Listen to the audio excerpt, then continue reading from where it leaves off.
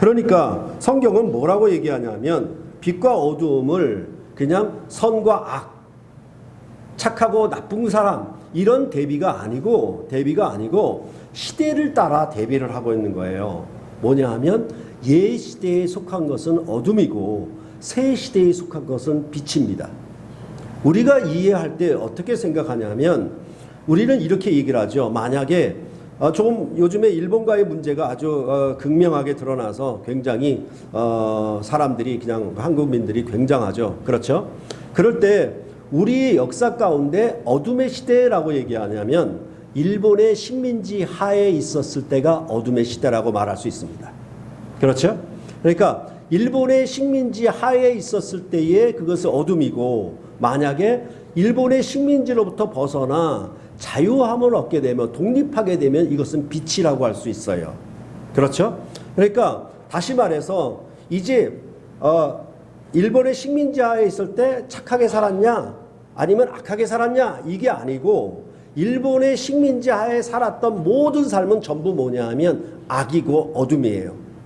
그러나 이제 해방돼서 독립된 국민으로 살아갈 때 그것은 뭐냐 하면 빛이라고 얘기할 수 있어요. 그럴 때 예수님께서는 이 땅에 오시는 것, 만물을 지으신 상속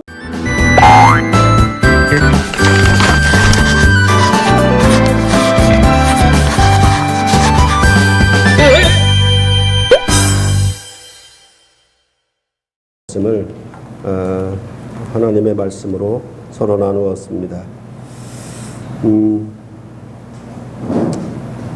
이 본문의 내용이 하나님의 백성으로 그 언약을 체결하여 언약 가운데 거하는 삶인 것을 얘기하는 형식과 구조를 갖고 있다라고 말씀을 드렸습니다.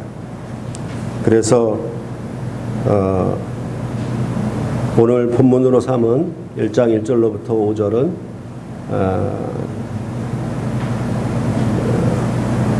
하나님의 상속자인 예수 그리스도 안에 나타난 왕의 권세를 얘기한다라고 말씀을 드렸고, 그 다음에 6절 이하로부터 13절까지는 그 왕을 영접하는 문제를 말씀하고 있고, 세 번째로는 그 왕을 영접하여서 그와 함께 성전에서 언약 가운데 거하는 삶을 얘기한다라고 말씀을 드렸습니다.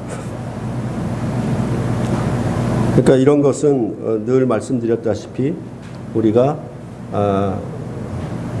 신랑을 영접하고 신랑과 더불어 함께 한 집에서 동거하는 삶, 그렇게 얘기하는 것과 같다라고 말씀을 드렸습니다. 그래서 지난 시간에는 전체적으로 얘기했지만 오늘은 1장 1절로부터 5절에 있는 말씀을 중심으로 좀 더 자세하게 증거하도록 하겠습니다. 그럴 때 이 1장 1절로부터 5절은 창세기의 창조 얘기를 끌어오는 것 같아도 사실은 창세기에 나타나지 않은 창조 이전에 있는 일들까지 언급한다라고 말씀을 드렸습니다. 그렇기 때문에 구약은 창조까지는 밝혀줄 수 있을지 모르나 신약처럼 창세 전에 대해서는 밝혀줄 수가 없습니다. 그렇기 때문에 사실은 신약으로 구약을 해석해야 맞는 것입니다. 창세기는 아무리 보아도 창세 전에 대한 기록을 해주질 않고 있습니다. 그렇게 보았을 때 그 창조된 세계는 전체적으로 얘기하자면 첫날에 빛의 창조를 얘기하므로 빛의 세계다 이렇게 얘기를 하고 있는 것입니다. 성경은 이처럼 그 모든 만물을 지으심을 기본적으로 무엇을 만들었는가, 무엇을 지었는가 이쪽에 관심이 있기보다는 기본적으로 뭐냐 하면 첫날에 빛을 지으심으로 이 모든 세계가 빛의 세계다 이렇게 얘기를 하고 있는 것입니다. 그러할 때 이 빛을 지으심으로 온통 모든 만물이 다 완전한 빛 가운데 충만해야 되는데 사실은 첫째 날 창조는 그 빛이 있으라 하심으로 모든 세계가 다 빛이다라고 말할 수 없는 세계가 된 것입니다. 즉 빛으로 말미암아 어두움을 빛과 어두움으로 나눈 것이죠. 그래서 빛을 낮이라 어둠을 밤이라 이렇게 나눈 것입니다. 그러니까 나누었다는 얘기는 전부가 다 빛의 세계는 아니라는 얘기죠. 낮과 밤, 빛과 어둠이 교차하는 그런 창조의 일들을 얘기를 하고 있습니다. 그렇게 함으로 이렇게 빛과 어둠으로 나눈 세계가 이제 온전히 완전한 빛으로 충만한 세계가 이루어지는 것은 이제 계시록에 가게 되면은 이 완전한 빛, 어둠이 조금도 없는 그런 빛의 세계로 새하늘과 새 땅에 들어가게 될 것을 그렇게 말씀하고 있는 것입니다. 그러니까 빛과 어둠으로 나누었던 빛의 창조된 이 세계가 이제 새하늘과 새 땅, 즉 새 창조로 말미암아 그 세계가 완성될 때에는 이 그리스도만이 빛이시고 예수 그리스도만이 등불 되시는 그런 빛의 세계로 완성될 것임을 성경은 창세기와 요한계시록의 전체적인 걸쳐서 얘기를 하고 있습니다. 그러니까 빛에서 시작해서 빛으로 끝난다라고 얘기할 수도 있는 것입니다. 그런 점에 대해서 우리가 창세기의 빛 얘기를 해야 되겠고, 이 빛이라고 하는 것은 그냥 찬란하게 눈부시게 비쳤다라는 의미가 아니고, 그것은 어둠 가운데 그 생명의 빛이 나타났다라는 의미로 얘기를 하고 있습니다. 다시 말해서 빛이라고 하는 것은 생명과 떼어놓을래야 떼어놓을 수가 없는 것입니다. 그러니까 빛의 세계로 지었다라고 하는 것은 궁극적으로 뭐냐 하면 생명의 세계를 지었다라고 말할 수 있는 것입니다. 그래서 1일부터 6일까지의 전체적인 천지 창조는 전부 뭐냐 하면 생물을 만든 얘기, 생물로 가득 채운 얘기를 하고 있는 것입니다. 그렇게 해서 빛이 창조된 세계는 하나님이 생명을 만들었다라고 얘기할 수가 있겠습니다. 그러니까 빛과 생명, 이것은 또한 관계, 연결되는 그런 밀접한 관계에 있는 말씀인 것을 우리가 생각할 수가 있겠습니다. 이런 점에 대해서 그러면 생명이라고 하는 것은 또 무엇이냐라고 얘기할 때, 그 생명이라고 하는 것은 진리와 관계가 깊습니다. 진리 가운데 행하는 것이 곧 생명이라고 할 수 있겠습니다. 그렇기 때문에 빛과 생명과 진리, 이것은 서로 바꾸어 써도 좋을 만큼 그런 같은 개념이라고 보시면 되겠습니다. 그래서 이렇게 빛과 어두움으로 나누어진 이 세계를 이제 온전히 빛으로 충만한 세계로 완성해 나가는 그 시작이 바로 창세기의 창조다, 이렇게 말을 하고 있는 것입니다. 그러할 때 그 생명의 모든 관계도 사실은 뭐냐 하면 먹을 것과 먹지 못할 것, 이렇게 낮과 밤 이렇게 있는 것처럼 구약의 전반적인 세계는 이 나눔의 세계였다, 분리된 이분법의 세계였다라고 말씀을 드렸습니다. 그런 점에 대해서 우리가 먼저 생각을 해야 되고, 앞서 말씀드린 것처럼 1장 1절로부터 5절에 이 만물의 상속자이시며 생명의 빛의 근원이시고 생명의 빛의 왕이신 이 왕에 대해서 5절까지 얘기를 하고, 그 다음에는 그 생명을 얻는다라고 얘기했을 때는 이 왕을 영접하는 문제가 반드시 따라오게 되어 있습니다. 왕을 영접해야 왕의 생명을 누리는 것이지, 왕을 영접하지 아니하고는 그 생명을 누릴 수가 없는 것입니다. 이것을 나라 개념으로 얘기하자면 이 빛의 왕국에, 이 생명의 왕국에 이 왕을 영접해야 그 나라 백성으로 들어가서 그 나라 백성 가운데 이 왕의 빛을 누리고 이 왕의 생명을 누리고 살 수 있는 것입니다. 그렇게 생명을 누리고 살려면은 어떻게 했는가? 왕을 영접하는 데서 끝나는 것이 아니라 왕을 영접할 때 그 맺은 언약, 그 언약을 지켜 따라 살 때 그것은 생명을 얻게 되어 있습니다. 즉 은혜와 진리 이렇게 얘기하는 방식이 1장 1절로부터 18절까지 기록되고 있는 것입니다. 이것이 전체적으로 뭐냐 하면 하나님이 지으신 세계는 말씀으로 되었다라고 얘기를 하고 있습니다. 이 말씀으로 되었다라고 하는 것은 이 모든 세계가 언약으로 되었다라고 하는 것과 다를 바가 없는 것입니다. 그런 점을 우리가 인식하고 그러면 여기 오늘 본문에서 얘기하는 것처럼 기본적으로 태초에 말씀이 계셨고 이 말씀이 하나님과 함께 계셨고 이 말씀은 곧 하나님이시라 이렇게 되어 있어요. 여기에 아주 똑같은 형식이 있는데 뭐뭐가 있었다 또 뭐뭐가 있었다 또 이것은 뭐뭐였다라는 방식입니다. 말이 좀 이상한가요? 그러니까 태초에 말씀이 계셨는데 그 말씀을 끝에서 다음에서 받아와 가지고 말씀이 하나님과 함께 계셨다 그렇게 하고 이 말씀은 하나님이시다 이렇게 얘기를 하는 거예요. 그러니까 전부 뭐냐면 여기는 사실은 말씀이 되어 있는 거예요. 사실은 말씀이 되어 있는 것이라서 그러니까 이 말씀이 전부 뭐냐 하면 왜 말씀이냐라고 얘기했을 때 그거를 2절과 3절에서 또 풀어 설명하고 있는 거죠. 1절을. 그러니까 그가 태초에 하나님과 함께 계셨고 이렇게 얘기를 하고 만물이 그로 말미암아 지은 바 되었으니 지은 것이 하나도 그가 없이는 된 것이 없느니라 이렇게 말씀하고 있습니다.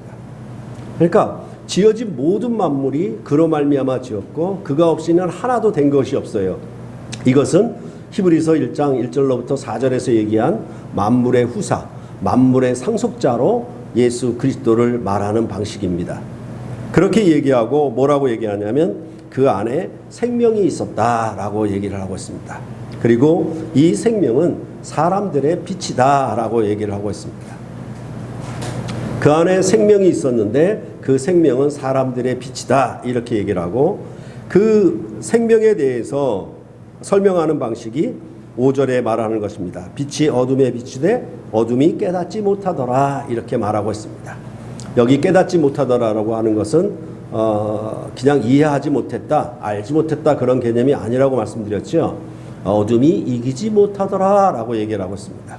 어둠이 이기지 못하더라라고 하는 그 생명은 뭐냐 하면 죽음을 이긴 영원한 생명을 얘기하는 방식입니다. 그러니까 그 안에 생명이 있었는데 그 생명은 뭐냐 하면 어둠이 이기지 못하는 생명이다. 이것이 빛과 생명이다. 이렇게 얘기를 하는 것입니다. 그래서 이 창조된 세계가 결국은 어떻게 될 것이냐? 어둠이 이기지 못하는 생명의 나라로 완성될 것이다 라는 것을 이제 창세기를 요한복음의 저자는 재해석을 하는 것입니다. 그렇게 해서 이 영광의 나라가 지어진 만물의 후사이신 예수 그리스도로 말미암아 어둠이 이기지 못하는 나라로 완성될 것이다 라고 얘기를 하고 그의 왕권이 올 것이다. 그런 왕의 권세가 올 것이다 라고 얘기를 하고 있는 것입니다. 그럴 때 뭐냐 하면 앞서 말씀드린 것처럼 이 빛의 왕을 이 생명의 왕 어둠이 이기지 못하는 빛과 생명의 왕을 영접해야 되는 것입니다. 그래서 말씀드린 바와 같이 1장 6절로부터 13절에 영접의 문제를 얘기를 하고 있는 것입니다. 그 영접의 문제는 요한복음에 보면은 영접하지 않은 사실에 대해서 얘기를 하고 있습니다. 그러니까 빛과 생명의 왕이 오셨는데 그 빛과 생명의 왕을 영접하지 아니했다라고 얘기를 하고 있는 것입니다. 그래서 이제 6절로부터 8절에 이 빛에 대하여 증언하러 온 전령인 세례 요한이 이 빛의 왕 앞에 왔다. 그래서 자기는 그 빛이 아니고 빛에 대하여 증언하러 온 자라고 얘기를 하고 있습니다. 그리고 나서 1장 9절에 참 빛, 곧 세상에 와서 각 사람에게 비추는 빛이 있었다라고 말씀하고 있습니다. 이제 참 빛이 오셨다라고 얘기를 하고 그 참 빛이 세상에 와서 각 사람에게 비쳤다라는 얘기죠. 그 각 사람에 대해서 뭐라고 얘기하냐면 두 가지 방식으로 얘기를 합니다. 10절에 그가 세상에 계셨으며 세상은 그로 말미암아 지은 바 되었을 때 세상이 그를 알지 못하였고, 그 다음에 11절에 자기 땅에 오매 자기 백성이 영접하지 아니하였으나, 이렇게 얘기를 하고 있습니다. 여기에 그 자기라고 하는 의미는 그냥 여러분들이 연애하면서 부르는 자기, 그 자기가 아니고요. 뭐냐 하면 소유, 자기 소유를 나타내는 방식입니다. 그러니까 이것은 여러분들이 또 떠올려야 할 것은 뭐냐 하면 출애굽기 19장 1절로부터 6절에 너희는 내 소유, 내 백성, 나의 거룩한 제사장 나라, 이렇게 얘기한, 너희는 나에게 속한 백성이다 라고 얘기하는 이스라엘을 가리켜서 하는 말씀이라고 생각하면 되겠습니다. 이 참빛이 오셔서 세상에 각 사람에게 비쳤는데 세상도 알지 못했고 자기 땅에 자기 백성도 영접하지 아니했다라고 말씀을 하고 있는 것입니다. 그러면 왜 영접을 하지 않았겠는가? 그것에 대해서 요한복음은 3장 19절로부터 21절에 말하고 있습니다. 3장 19절로부터 21절입니다.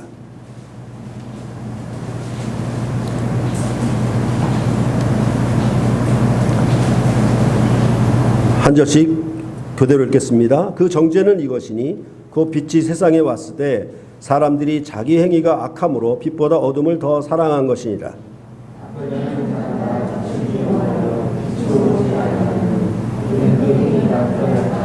함께 읽겠습니다. 진리를 따르는 자는 빛으로 오나니 이는 그 행위가 하나님 안에서 행한 것임을 나타내려 함이라 하시니라.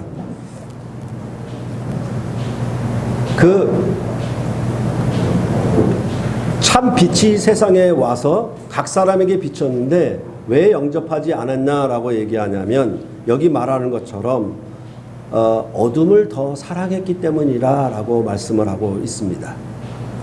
그래서 자기 행위가 악함으로 어둠을 더 사랑해서 빛과 생명의 왕으로 오신 이 말씀이로 오신 이 하나님을 영접하지 않았다라고 말씀을 하고 있는 것입니다. 그러면 어떻게 빛보다 어둠을 더 사랑했는가? 그런 점에 대해서 역시 8장 12절에 얘기를 하고 있는 것입니다. 8장 12절을 보시면은 그 빛에 대해서 얘기하는데 뭐라고 얘기하냐면 이렇게 8장 12절에 말합니다. 예수께서 또 말씀하여 이르시되 나는 세상의 빛이니 나를 따르는 자는 어둠에 다니지 아니하고 생명의 빛을 얻으리라, 이렇게 말씀을 하고 있습니다. 그가 세상의 빛으로 오셔서 참 빛으로 오셔서 각 사람에게 비추었는데 각 사람에게 비추었는데 뭐냐 하면 어둠에 다녔기 때문에 어둠에 다니는 자는 이 생명의 빛을 얻지를 못해요. 그러니까 어둠에 다닌다라고 하는 의미가 도대체 뭐냐? 밤길 으슥한 골목길만 찾아다닌다는 말이냐? 이 어둠에 다니는 거에 대해서 우리가 이해를 해야 돼요. 그러니까 어둠을 다닌다라고 얘기했을 때 이걸 어떻게 얘기해야 되냐면 그 생명이라고 하는 것은 성경이 말하는 생명이라고 하는 것은 하나님과 함께하고 하나님과 대면하고 하나님과 사귀고 하나님과 교제하는 것, 그것이 바로 그들의 생명입니다. 즉 하나님의 상에서 먹고 마시는 그것이 그들의 생명이에요. 그럴 때 바로 이 어둠에 다녔던 일들이 과거에 옛 역사에서 나타났는데 그 옛 역사에 어둠에 다녔던 일들이 뭐냐 하면 이스라엘 백성이 안식일마다 성소에 들어갔을 것이죠. 거기 보면은 성소에는 그 일곱 촛대의 등불이 있고 그게 빛이죠. 그 다음에 그 맞은편에 뭐가 있냐면 진설병상, 즉 떡상이 있는 겁니다. 그러니까 이 빛과 떡이니까 먹는 거니까 이건 생명이죠. 그렇죠? 이 빛과 생명이 함께 있는 것이 바로 성소입니다. 이 빛이 있어야 무엇을 먹습니까?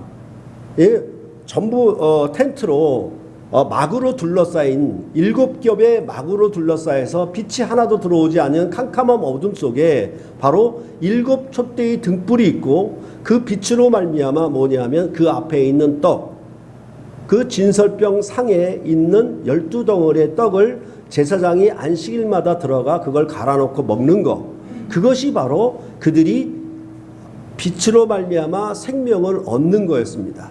그것을 반복함으로 말미암아 결국은 어떻게 되느냐? 대속제일에 휘장을 지나 여호와 하나님의 보좌가 있는 지성소에 들어가 하나님의 얼굴 앞에서 먹고 마시는 것, 그것이 바로 그들이 누리는 화목, 하나님과의 화목의 생명이었습니다.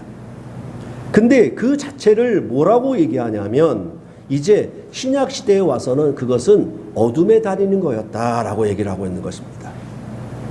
그러니까 이 천막으로 7겹이나 둘러싸여 있으니까 그 안에 빛이 통과를 못하고 그 안에 있는 빛이라고 해봤자 7 촛대의 등불빛이 그 앞에 있는 생명의 떡상을 비추는 거예요.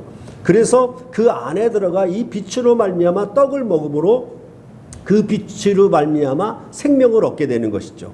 그것은 어디냐면 여호와 하나님이 왕으로 계시는 성전에서 이스라엘 백성은 그렇게 먹였던 것입니다. 근데 그것에 대해서 뭐라고 얘기하냐면 어둠에 다니는 것이다 라고 얘기를 하고 있습니다. 이렇게 얘기하는 의미는 뭐냐면 이제 빛과 어둠 그리고 악을 행하는 자마다 이렇게 얘기를 하니까 우리는 자꾸 도덕적인 개념으로 생각해요. 너는 착한 사람이고 너는 나쁜 사람이고 이렇게 생각을 해요. 성경은 그렇게 얘기를 하고 있지를 않아요. 빛과 어둠 이렇게 두 가지로 이분법화된 얘기를 요한복음은 유독 많이 구사를 하고 있습니다. 그런데 그 빛과 어둠을 어떻게 말하는 방식이냐면 바로 이전에 이스라엘 백성이 구약 때 율법 안에서 어둠에 다녔던 성소에서 먹고 그 빛으로 말미암아 생명을 누렸던 그것을 가지고 어둠에 다녔다라고 얘기를 하고 있는 것입니다. 그러니까 성경은 뭐라고 얘기하냐면 빛과 어둠을 그냥 선과 악, 착하고 나쁜 사람 이런 대비가 아니고 시대를 따라 대비를 하고 있는 거예요. 뭐냐 하면 옛 시대에 속한 것은 어둠이고 새 시대에 속한 것은 빛입니다. 우리가 이해할 때 어떻게 생각하냐면 우리는 이렇게 얘기를 하죠. 만약에 조금 요즘에 일본과의 문제가 아주 극명하게 드러나서 굉장히 사람들이 그냥 한국민들이 굉장하죠. 그렇죠? 그럴 때 우리의 역사 가운데 어둠의 시대라고 얘기하냐면 일본의 식민지 하에 있었을 때가 어둠의 시대라고 말할 수 있습니다. 그렇죠? 그러니까 일본의 식민지 하에 있었을 때에 그것은 어둠이고 만약에 일본의 식민지로부터 벗어나 자유함을 얻게 되면 독립하게 되면 이것은 빛이라고 할 수 있어요. 그렇죠? 그러니까 다시 말해서 이제 일본의 식민지 하에 있을 때 착하게 살았냐 아니면 악하게 살았냐 이게 아니고 일본의 식민지 하에 살았던 모든 삶은 전부 뭐냐 하면 악이고 어둠이에요. 그러나 이제 해방돼서 독립된 국민으로 살아갈 때 그것은 뭐냐 하면 빛이라고 얘기할 수 있어요. 이것은 우리가 항상 알고 이해하는 바입니다. 그러니까 우리나라 역사 가운데서도 만약에 군부 통치하에 있었다, 군인들이 통치하는 시대에 있었다라고 얘기하면 그것을 우리는 어둠의 시대라고 규정을 합니다. 그러나 이제 군부의 통치로부터 벗어나 문민, 민주, 백성이 통치하는 그런 민주주의 나라가 일어나게 되면 그걸 가리켜 뭐라고 얘기하냐면 빛의 시대라 이렇게 얘기할 수 있는 것이죠. 그러니까 군부 통치할 때도 나는 남의 거 훔치지 않았어요. 민주주의 통치할 때도 남의 거 훔치지 않았어요. 그러니까 나는 잘못이 없어 이렇게 말하는 게 아니라 뭐냐 하면 군부 시대의 통치하에 있는 모든 삶을 어둠이다. 그리고 민주주의 나라가 일어나서 민주주의 통치하에 있게 되면 그것은 빛이다. 이렇게 얘기하는 방식이에요. 이해하시겠습니까? 그러니까 이것도 뭐 똑같이 얘기할 수가 있겠죠. 6.25 전쟁 때 서울이 공산주의 통치하에 들어가면 민주주의 입장에서는 그것은 어둠의 시대가 된 것이고 어둠의 도시가 된 것이고 이제 다시 그걸 9.28에 수복해서 민주주의 통치가 들어가면 그것도 빛의 시대가 된 것이죠. 빛의 도성이 된 셈이죠. 그렇죠. 이렇게 성경은 말하고 있는 것이에요. 그러니까 무슨 말인가 하면 옛 시대에 옛 나라의 옛 언약으로 사는 것은 전부 어둠에 다녔던 것이다 라고 말을 하고 이제 새 시대의 새 나라의 새 언약으로 사는 것은 빛의 시대에 사는 것이다 라고 생명의 빛으로 다니는 그런 시대에 사는 것이다 라고 요한복음은 말하고 있는 것입니다. 이 구분을 잘 하셔야 돼요. 그래야 요한복음을 우리가 제대로 읽어낼 수가 있는 것입니다. 그러할 때 문제는 뭐냐면 왜 이런 새 시대가 오고 정말 이 빛의 생명을 얻는 시대가 왔는데 왜 영접을 안 하냐면 그 이유가 뭐냐면 그들은 옛 시대를 고수하고 옛 시대에 속한 삶을 좋아하고 왜? 이것을 기뻐하기 때문에 그래서 뭐냐면 이것들을 유지하고 이것을 지키기 위해서 새롭게 빛이 오는 것을 거절하는 것입니다. 그게 바로 뭐냐 하면 이들은 어둠을 더 사랑했다라고 얘기를 하고 있는 것입니다. 그래서 이스라엘 백성이 살았던 생명은 뭐냐 하면 이제 창조된 첫날의 창조를 빛의 창조를 통하여서 그들에게 무엇을 줬냐면 율법을 주었죠. 율법을 주기 전에 뭐가 있었냐면 이스라엘 백성과 여호와 하나님이 언약을 체결했죠. 언약을 체결함으로 율법을 주었어요. 이 율법 안에서 나타난 그 생명의 삶이 뭐냐면 어둠에 다닌 것이죠. 즉 성소에 들어가 안식일에 그 등불빛의 진설병의 상을 먹는 거 그게 그들의 생명이었습니다. 그것이 그들의 얻은 생명이었죠. 근데 그것을 가리켜 이제 신약에서는 뭐라 그러냐면 아까 말씀드린 것처럼 어둠에 다닌 것이다 라고 말씀을 하고 있는 것입니다. 그러니까 어떻게 보면은 사실은 뭐예요? 일본의 식민자에서 우리가 똑같이 뭐 삼시세끼를 먹고 또한 해방되어서 삼시세끼를 먹으니까 여기도 먹었으니까 생명이고 여기도 먹었으니까 생명이고 그렇게 얘기할 수 있겠지요. 그러나 뭐냐면 그 생명을 어떻게 얘기하냐면 일본의 왕을 천황으로 모시고 사는 생명의 관계랑 이제 대한민국의 왕을 왕으로 섬기고 사는 것은 달라진 것이죠. 그렇죠. 똑같이 식물을 먹고 삼시세끼를 먹어도 뭐냐 하면 일본의 왕을 왕으로 섬기고 사는 것은 어둠이고 이제 대한민국의 왕을 왕으로 섬기는 것은 그것은 생명이다. 이렇게 얘기하는 것이 요한복음에서 중요하게 얘기하는 방식인 것입니다. 그렇기 때문에 요한복음은 뭐냐 하면 이 빛에 대해서 얘기를 할 때 빛에 대해서 보는 것 그렇죠? 빛으로 말미암아 보게 되잖아요. 그 빛으로 말미암아 보게 되는 것을 굉장히 강조를 합니다. 그러니까 빛으로 왔다라고 하는 것은 무언가 보게 하려고 하는 것이죠. 그렇기 때문에 뭐냐 하면 요한복음 9장에 날 때부터 맹인된 사람 한 번도 눈을 떠본 적이 없는 사람에 대해서 이 요한복음 9장에 기록을 하고 있는 것입니다. 그래서 그 9장 5절에 보면은 내가 세상에 있는 동안에는 세상의 빛이로다 이렇게 얘기를 하고 있습니다. 그런데 이 날 때부터의 맹인을 고친 사건 이게 놀라운 표적이죠. 표적인데 그 사건의 내용은 굉장히 아이러니합니다. 왜냐하면 원래 눈을 감고 있었던 사람은 이제 보게 되었어요. 그런데 원래 눈을 뜨고 있는 사람은 못 보게 되었어요. 이것을 얘기하고 있습니다. 그러니까 눈이 감겼다가 떠진 사람은 이제 새롭게 보게 되니까 그 사람은 이제 매경이 아니고 이제 눈을 뜨고 있어도 보지 못한 사람은 그 사람은 뭐예요? 맹인이라고 얘기하는 것이 이 요한복음 9장의 굉장히 중요한 스토리입니다. 뭐냐 하면 이제 왜 이 날 때부터의 맹인은 무엇을 보았냐라고 얘기할 때 나는 세상의 빛이니 나를 보는 자는 이렇게 얘기를 하는 것이거든요. 그러니까 예수를 가리켜 메시아라 예수를 가리켜 그리스도라라고 볼 수 있는 것 그건 뭐냐면 빛을 본 것입니다. 그러니까 눈이 떠진 것이죠. 그런데 예수가 세상에 계셔도 예수를 그 빛으로 보지 못하는 것은 눈이 뜨여 있어도 사실은 뭡니까? 맹인이라고 얘기를 하는 것입니다. 왜 못 보았냐면은 그들은 모세의 제자가 되기를 원했습니다. 모세의 율법 안에서 예수를 보니까 예수가 보이지 아니한 것이다 라고 말을 하고 있는 것입니다. 이것이 요한복음 전반적인 얘기 속에서 다 나타나는 것입니다. 이제 지난번에 말씀드렸다시피 1장 17절에 있는 율법은 모세로 말미암아 준 것이요 은혜와 진리는 예수 그리스도로 말미암아 온 것이다 이렇게 얘기를 할 때에 율법은 모세로 말미암아 준 것, 그건 어둠의 시대.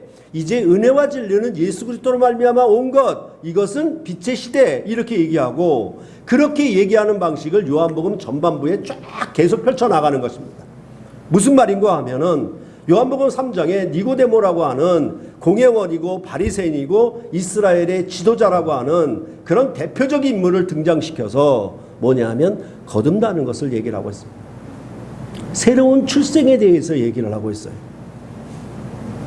거듭나지 아니하면 하나님 나라를 볼 수도 없고 들어갈 수도 없다라고 얘기를 하고 있습니다.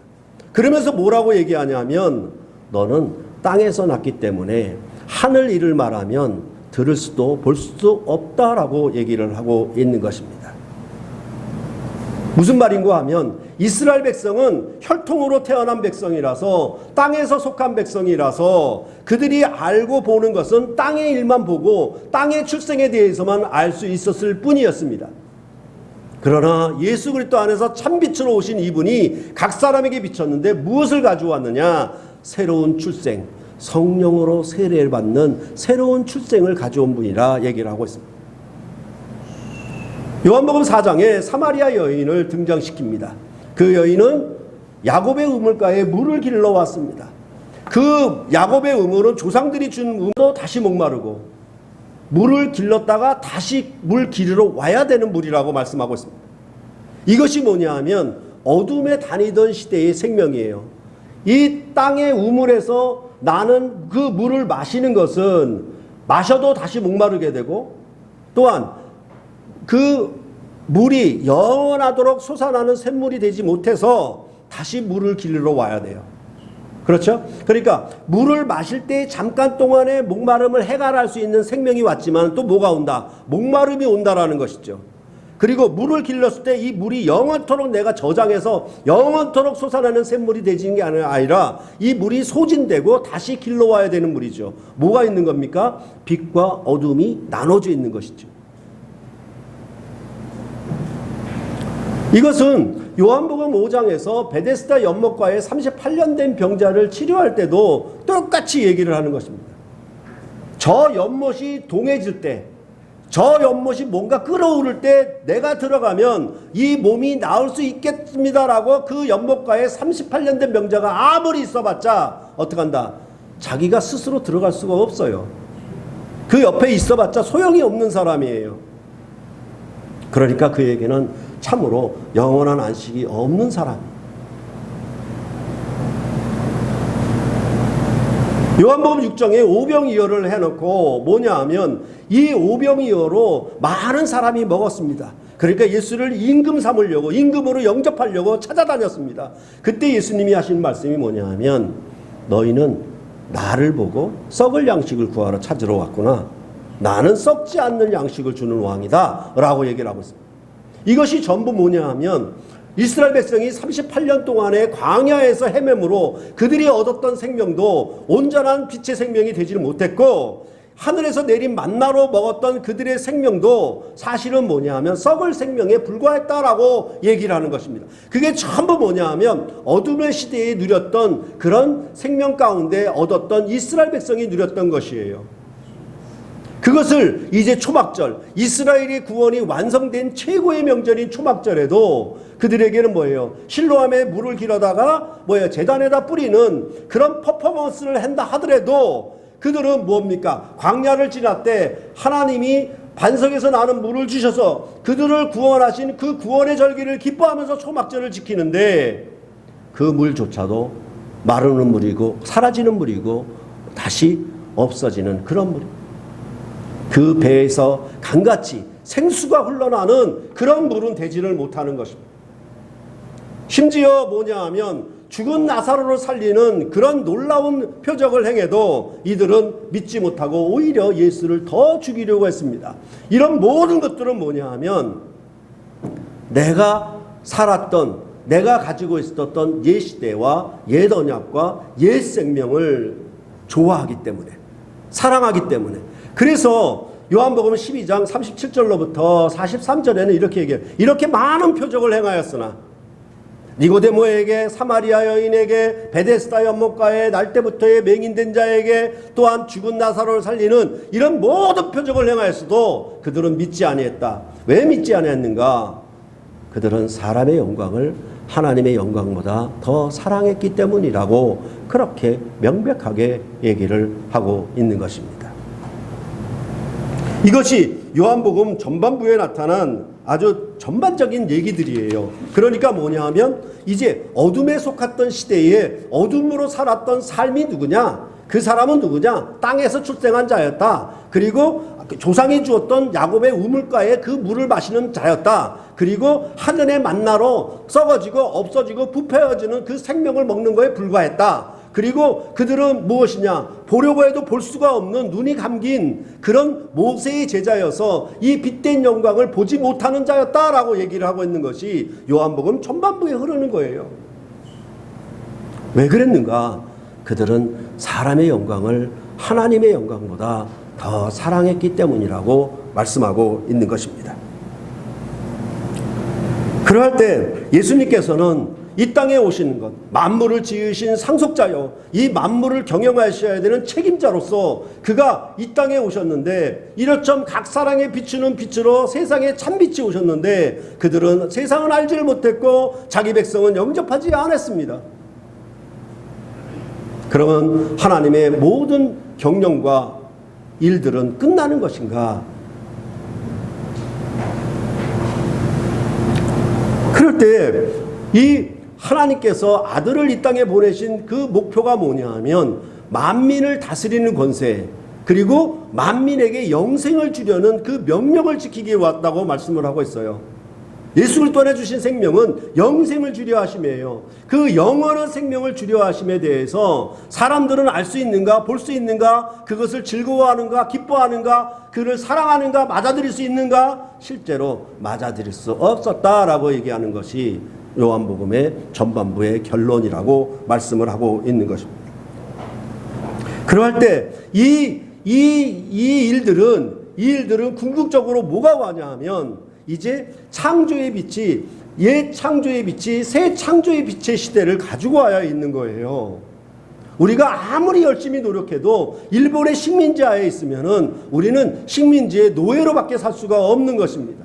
1등 국민은 절대로 될 수가 없지요. 그런 거와 마찬가지로 뭐냐면 우리가 해방돼야 되죠.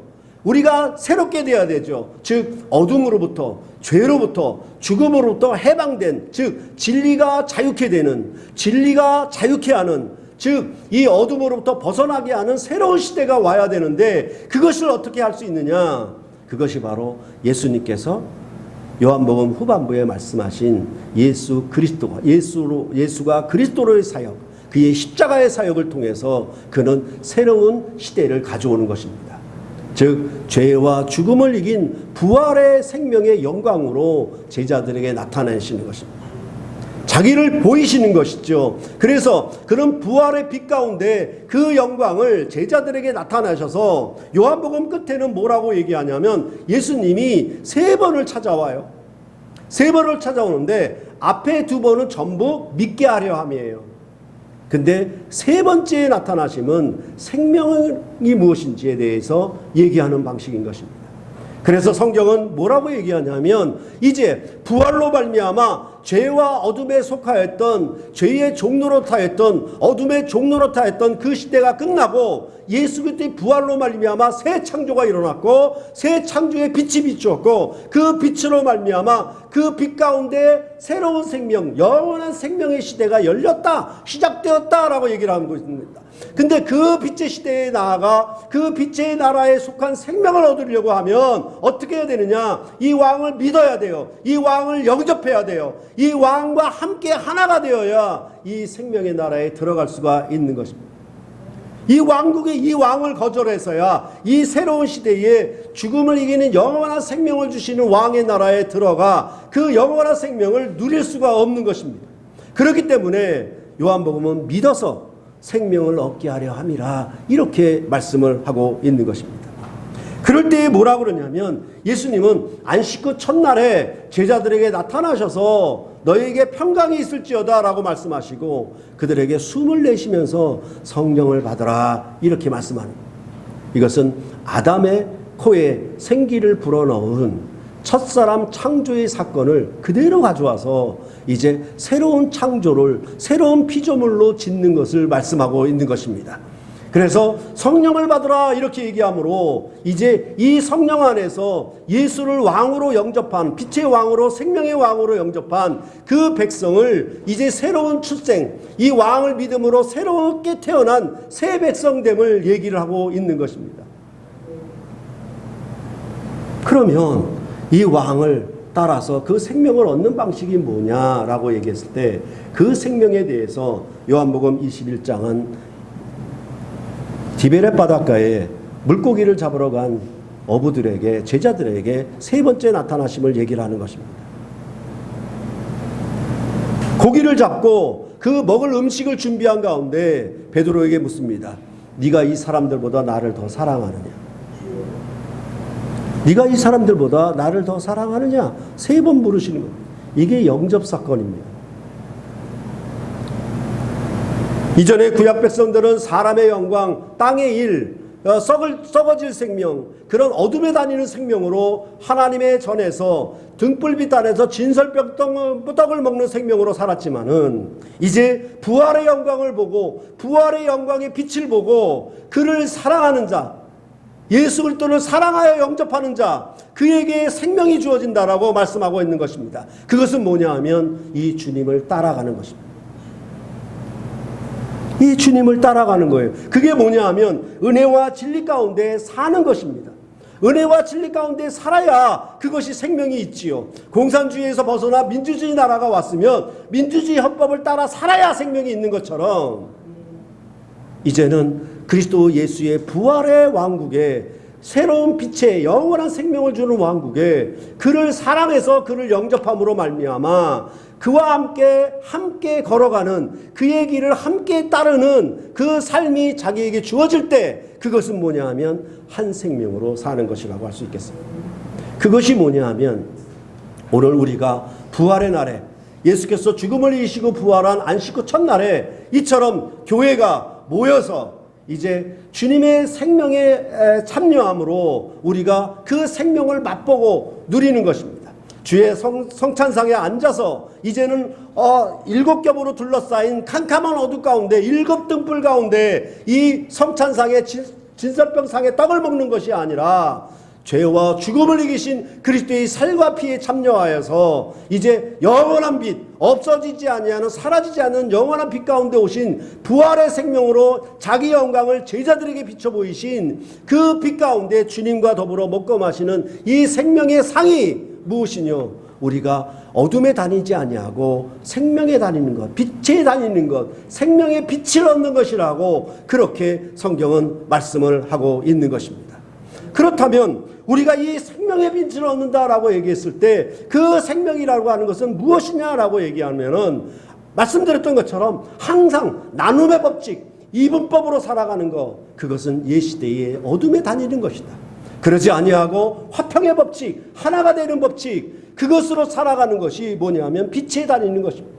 우리가 고린도후서를 보았던 것처럼 육체를 자랑하는 것은 어둠에 다니는 것이고 하나님의 은혜대로 행하는 것은 빛의대로 다니는 것이고 외모를 자랑하는 것은 어둠에 다니는 것이고 우리가 약함을 자랑하는 것은 빛에 다니는 것이고 이렇게 성경은 우리에게 와 있는 이 새 계명 안에 사는 생명을 얘기를 하고 있는 것입니다. 그럴 때 우리는 여전히 뭐냐 하면 옛 가족관계에 매여 있거나 새로운 가족 공동체로 살지를 못하고 옛 가족관계로 묶여 있는 것, 그것 자체가 뭐냐 하면 어둠이다 이렇게 얘기를 하고 있는 거죠. 교회는 이곳에 무엇을 구현해내냐면 바로 우리가 혈적으로 이루어진 그것을 깨버리고 새로운 가족관계를 형성해내는 것이 필요한 것입니다. 우리가 주의 부활을 믿고 예수를 사랑함으로 그를 영접해서 그의 왕된 나라의 은혜와 진리 가운데 거하는 것은 무엇이뇨? 여전히 혈족과 혈족이 나누어지고 너와 나를 나누는 방식으로 그렇게 분리를 일으키고 수근수근하고 비방하고 그렇게 뒤에서 얘기하는 방식으로 살아간다면 그것은 결국은 뭐다? 그건 어둠에 다니는 것이다. 그것은 생명의 빛을 얻는 삶이 아니다. 이렇게 얘기를 하고 있는 것입니다.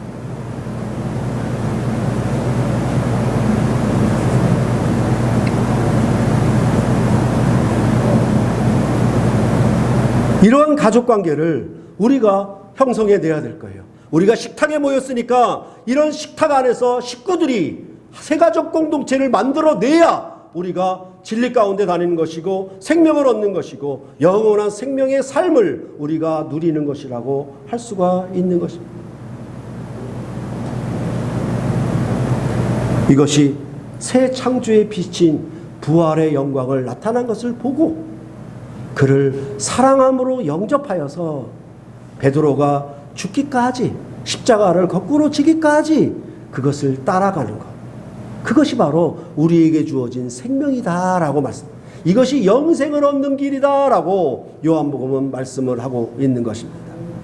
그러므로 우리가 옛 시대와 새 시대를 구분하는 것, 옛 언약의 삶과 새 언약의 삶을 구분하는 것, 옛 생명과 새 생명을 구분하는 것, 그것이 요한복음에 철저하게 이분법적으로 나타나 있어서 모세의 제자로 살 것이냐 예수의 제자로 살 것이냐 그것을 철저하게 묻고 있는 것입니다.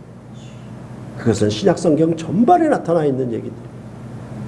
여러분 안에서 참으로 예수 그리스도를 믿음으로 하늘의 일들을 알고 하나님 아버지를 알고 하나님 아버지의 자녀로 그 권세를 누리는 구원의 생명을 누린다라고 하면 우리가 어떻게 새로운 가족 공동체를 여기서 이루어낼 것인지, 여기서도 끼리끼리가 된다라고 하면 우리는 이렇게 모일 필요가 없고 이 상에 먹는 것이 오히려 악이요 그것이 범죄일 것입니다. 자기만 알기 때문에 그렇습니다. 자기 가족만 알기 때문에 그렇습니다. 그것이 그리스도 안에 이루는 새로운 화평의 나라입니다. 이런 화평의 나라를 우리가 구현해낼 때 여기는 진리와 생명의 공동체를 만들어갈 수 있습니다. 예수를 믿으십니까? 그 말은 예수를 사랑합니다라는 얘기입니다. 그를 나의 신랑으로 영접한다는 얘기입니다. 예수를 영접하면 예수의 권세와 생명이 여러분에게 나타나야 하는 것입니다. 그것은 어떻게 나타나느냐? 그를 따라감으로 나타나는 것입니다. 그 따라가는 은혜와 진리의 삶으로 충만한 새물결 교회가 되기를 간절히 바랍니다. 기도하시겠습니다.